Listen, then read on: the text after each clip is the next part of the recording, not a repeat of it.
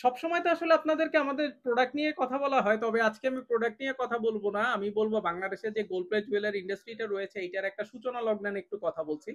বাংলাদেশে কিন্তু এই গোল্ড প্লেট জুয়েলারি অনেক প্রাচীনকাল থেকে এভেইলেবল আছে। কিন্তু আপনি যদি বাজারজাতকরণ ভাবে প্রচার প্রসারের কথাটাই যদি বলে থাকেন সেক্ষেত্রে কিন্তু এটা শুরু হয়েছে ২০০৬-৭ এর দিক করে যখন মূলত গোল্ডের দামটা আরকি আকাশচুম্বী হওয়া শুরু করে। তো প্রাথমিক আমাদের দেশে যে গোল্ড প্লেট জুয়েলারিটা ছিল সেটা কিন্তু রূপার উপরে গোল্ড প্লেট করা হতো। এই কারণে কিন্তু তখন দামও বেশি ছিল, আবার আপনার এটা হতো ওই যে মানে ভরি সিস্টেমে সেল হতো। এই কারণে কিন্তু অনেক কাস্টমাররা এখনো জিজ্ঞেস করে গোল্ড প্লেট জুয়েলারি আসলে ভরি সিস্টেমে সেল হয় কিনা। কিন্তু ভরি সিস্টেমটা চলে যাওয়াটা শুরু করলো যখন থেকে আসলে এই যে তামার উপরে গোল্ড প্লেটটা শুরু হয়। এটা একটা আরো একটা ব্যাপার হলো গোল্ড প্লেট যখন ওই যে আপনার রূপার উপরে করা হতো সেটা কিন্তু কিছুদিন পরেই কালো হয়ে যেত। এইটা নিয়ে কাস্টমারদের সাথে মানে সব দোকানদার যারা রয়েছে তাদের কিন্তু একটা খুব মিসআন্ডারস্ট্যান্ডিং হতো বারবার। এই কারণেই কিন্তু আস্তে আস্তে গোল্ড প্লেটটা রূপা থেকে সরে তামার দিকে আসা শুরু করে। তো তামার দিকে যখন আসা শুরু করলো তখন কিন্তু আরো একটা প্রবলেম হয়েছে, যারা রূপাতে সেল করতো মানে রূপার উপরে গোল্ড প্লেটটা সেল করতো এরকম কিছু অসাধু ব্যবসায়ী তৈরি হয়ে যায় যারা করতো কি রূপার বদলে ওই তামাতেই করে দিয়ে কিন্তু বাড়তি টাকাটা নিয়ে নিত। সেই কারণে কিন্তু দেখা গেল কি বাংলাদেশ গোল্ড প্লেট জুয়েলারি ইন্ডাস্ট্রিটা যখনই মানে শুরু হচ্ছিল তখনই কিন্তু একটা বড় রকমের একটা হোঁচট খায়। এর মাঝে আবার শুরু হয় কি মানে আপনার ইন্ডিয়া বা চাইনিজ যে লো কোয়ালিটি বা লো প্রাইসের জুয়েলারিগুলোও কিন্তু বাংলাদেশে খুব দ্রুত আসা শুরু করে। সেই কারণে কিন্তু প্রাইস গ্যাপটা একটা বিশাল বড় দাঁড়িয়ে যায়। মানে মানুষ তখন আর কি গোল্ড প্লেট জুয়েলারি বলতেই মনে করতো সস্তা টাইপের জিনিস, যেইটার ধারণা কিন্তু এখনো মানুষের ভিতরে রয়েছে।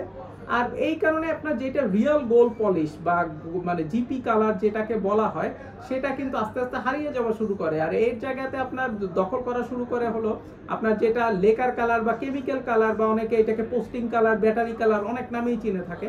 এই কালারগুলো হয় কি এগুলো কিন্তু আপনার দেখতে গোল্ডের মতো হয় না, কিন্তু গোল্ড কালারই হয়। আর এটা আপনার খরচটা অনেক কম, অনেক সস্তা দামে পাওয়া যায়। এই কারণেই কিন্তু বাজারে এই টাইপের কালারের বা এই লো কোয়ালিটির গোল্ড প্লেট জুয়েলারিটা কিন্তু মোটামুটি ভরপুর এখনো অ্যাভেলেবল আছে। এই টাইপের প্রোডাক্টগুলোই কিন্তু বাজারে বেশি।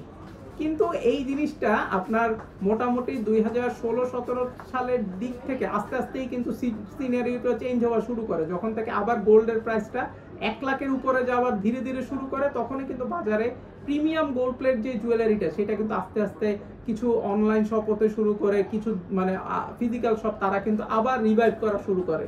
যে জিনিসটা কিন্তু আমরাও করেছি, আমরাও বেশ কয়েক বছর ধরেই কিন্তু আপনার অথেন্টিক গোল্ড প্লেটের জুয়েলারি যেটা রয়েছে যেটা কিন্তু কালার করতে আপনার রিয়েল গোল্ডের ব্যবহার হয় ওই প্রোডাক্টগুলো আমরা নিয়ে আসতে চেষ্টা করছি, যেগুলো দেখতেও কিন্তু রিয়েল গোল্ডের মতো। এগুলার একটু প্রাইসটা অবভিয়াসলি বেশি হয়।